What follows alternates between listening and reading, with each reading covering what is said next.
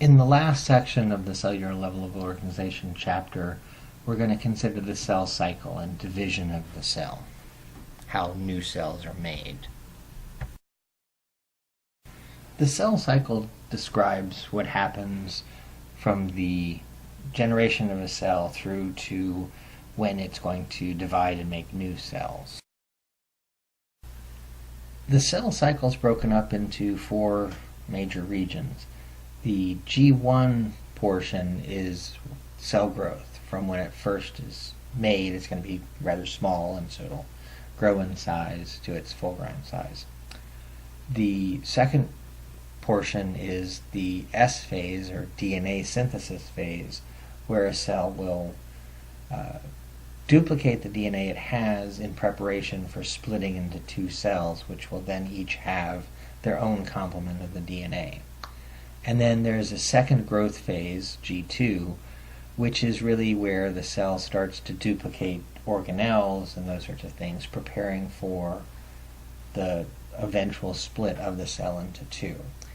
And then there's the M phase, which stands for mitosis. That's the name for the cell division process, really the nuclear division process, where the DNA is sorted into chromosomes and 2 resulting nuclei have an exact duplicate set of chromosomes to be the nuclei of the cells when it finally does go to divide, which happens just at the end of or before the beginning of the next cell cycle.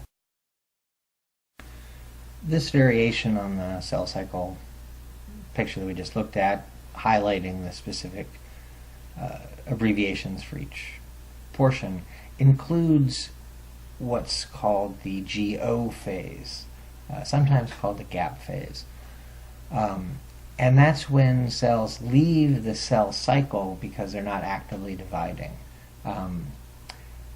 Some cells will do that for a very long time. There are neurons that are born at the beginning of your life, and they remain in your brain throughout the whole time. They never actually divide again.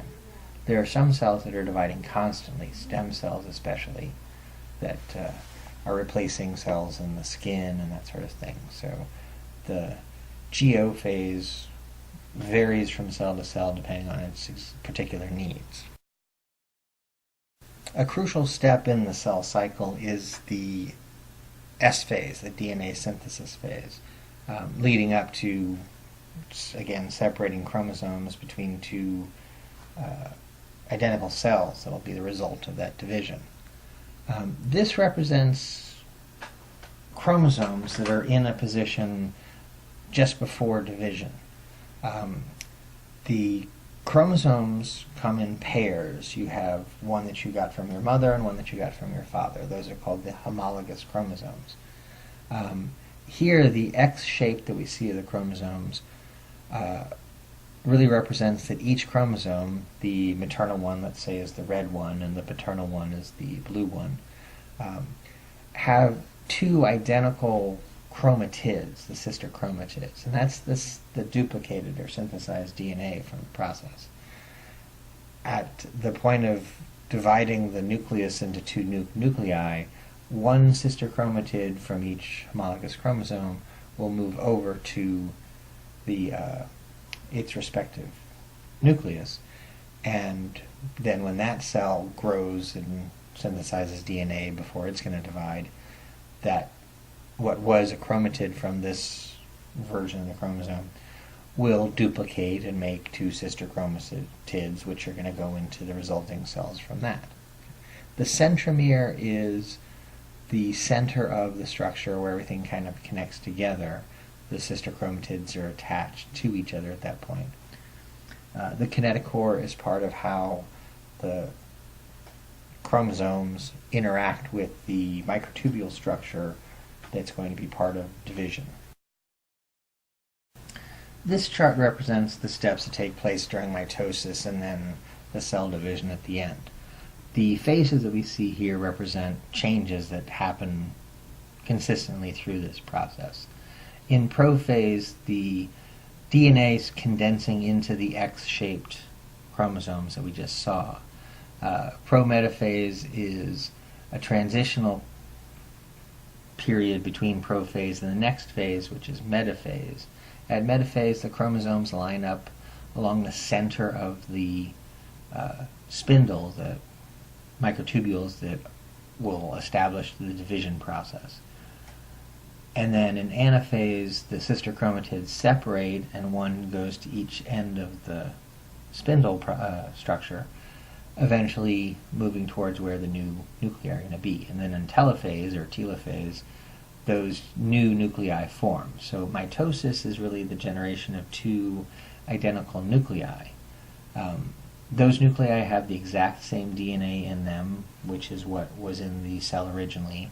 We consider them clones. A clone just means a cell or organism with identical DNA. It doesn't necessarily mean the kind of thing that Hollywood means when they talk about clones. It's the DNA that's important in calling something a clone. After mitosis ends, at the end of telophase, then the cells will start to divide, and that's called cytokinesis, where the cell membranes pinch in and separate out. The organelles move to one or the other cell, and then we have two new offspring cells that are essentially identical to the original one, and then they can grow up and go through the rest of their cell cycle and make new cells after that. And through that process, we just increase the number of cells present or replace ones that are lost from normal everyday wear and tear. This is an image that I got off of Tumblr or Reddit or something like that I just thought was very amusing. I would hope that I'd be so clever as this if you text me to explain something that I could do it so graphically as this, but I don't see myself doing that. But this is a quick little version of what happens in cell division.